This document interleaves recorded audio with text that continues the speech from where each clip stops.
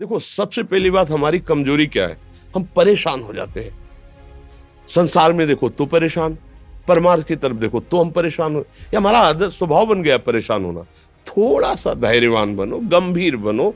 कोई इस भारी से भारी विपत्ति में परेशानी स्वीकार करके विपत्ति से थोड़ी निकला जाता। सुलझो, ठीक है, ये विपत्ति आई, समस्या आई, इसका समाधान होगा। ऐसा थोड़ी कि हमें नष्ट कर देगी।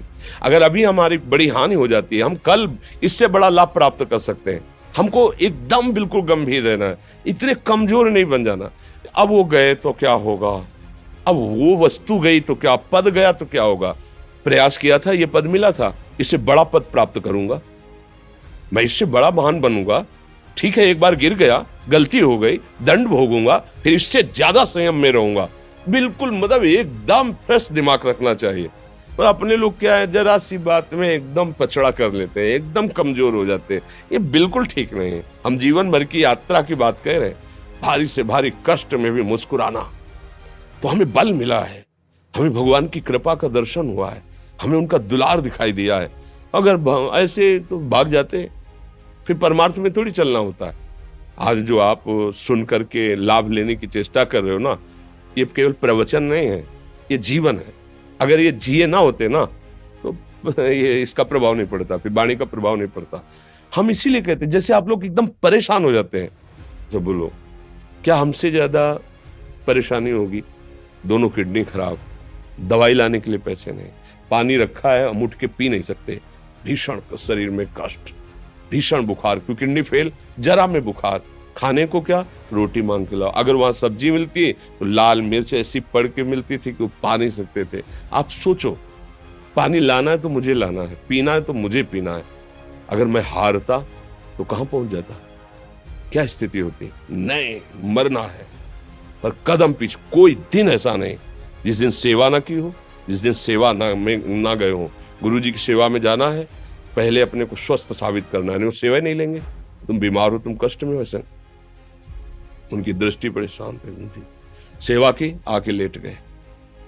फिर हिम्मत की, अपनी श्री जी की सेवा की, मधुकरी नहीं गए, 3-3 4-4 दिन भोजन नहीं गए, पर सेवा नहीं छोड़ा, दिनचर्या नहीं छोड़ी। और उसका प्रधान कारण संयम, ब्रह्मचर्य, भगवत आश्रय, नाम जप, कभी हारने नहीं दिया। अभी भी थोड़ी देर बाद डायलिसिस शुरू होगा। हारने, आपको हारे हुए नजर आ रहे हैं? शरीर में पीड़ा है, किडनी फेल है, ऐसा तो हम स्वस्थ बैठे हैं, पीड़ा है, बार बार प्यास लगती है, थोड़ा थोड़ा पानी मिलता है, लेकिन हम आनंदित हैं, हम प्रसन्न हैं। हम लड़ाई में हारे नहीं हैं, ना हारेंगे, हम जीत चुके हैं। हम अपने मालिक के भरोसे में अपना सब बात, तो वो ये हम अपनी बड़ाई नहीं बता रहे, हम आपको बता रहे समस्या। सोचो, तुम्हारे पास तो माँ है, भाई है, बहन है, परिवार है, कोई ना कोई तो है ना। मेरा किसी ने कभी जीवन में ध्यान भी नहीं दिया। क्यों? बचपन से बाबा जी बन गए, किसी से प्यार नहीं, किसी से संबंध नहीं, कोई जानकारी नहीं, हम कहाँ हैं, वो कहाँ है, किसी से कोई मतलब नहीं। अच्छा, जवान साधु कौन श्रद्धा करे? कभी गांव जाने की हिम्मत नहीं पड़ती कि रोटी मांग ले, पता नहीं लोग क्या सोचेंगे, क्या भावना कर ले। हम दरवाजे पे खड़े हैं, क्या कैसी भाव, जो हमारे सामने आकाश वृत्ति से आया यौवन अवस्था में, वही पाया, अन्यथा भूखे रह गए।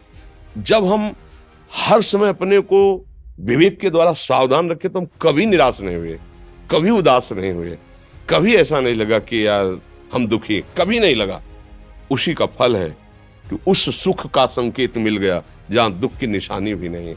वही उसी के बच्चे हो, हम सब उसी धातु से बने हुए हैं। हम इतना क्यों परेशान हो जाते हैं? हम ये देखते हैं, अपने लोग थोड़ी बात बिगड़ गई परेशान, नहीं बिगड़ी तो बिगड़ जाने की संभावना में परेशान है। आज सुख है, लेकिन कल सुख छिन जाएगा तो हम आज के सुख में सुखी ना होकर कल के दुख की आने की संभावना में हम भयभीत हो। मतलब क्या हमारी सोच रह गई? हमको इतना बलवान बनना है कि सुख और दुख दोनों हमको छू न सके। भारी से भारी सुख की व्यवस्था है तो अहंकार नहीं, हर्षित होकर किसी का अपमान न करे कि हम धनी, हम पदाधिकारी, अमुक।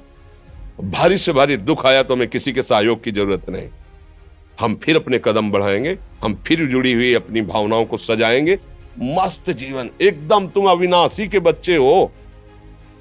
शेर का बच्चा भेड़ों के बीच में फंसकर म्यों म्यों बोल रहा है, बस अगर दहाड़ना सीख जाए तो कोई भी उसे परास्त नहीं कर सकता।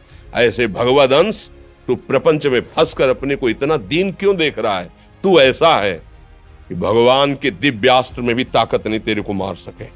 तू अविनाशी का अविनाशी बच्चा है। विनाशी भोगों को, विनाशी शरीर को मैं मान के इतना भयभीत, इतना दुख ठीक नहीं।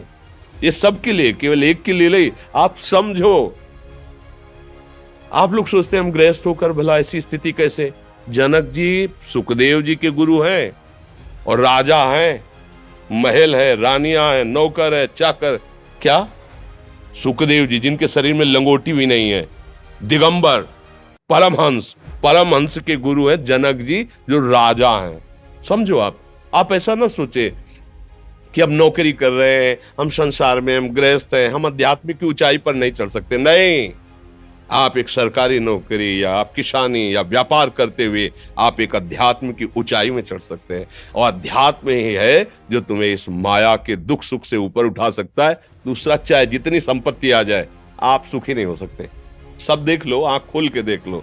अध्यात्म ही है जो तुम्हें हर कष्ट सहकर मुस्कुराकर जीने का रास्ता बता देगा कि आप आनंदित हो जाओगे। कुछ नहीं बिगड़ा। अध्यात्म है तो कुछ नहीं बिगड़ा, अध्यात्म नहीं है तो कुछ नहीं बना, कुछ हाथ नहीं लगने वाला।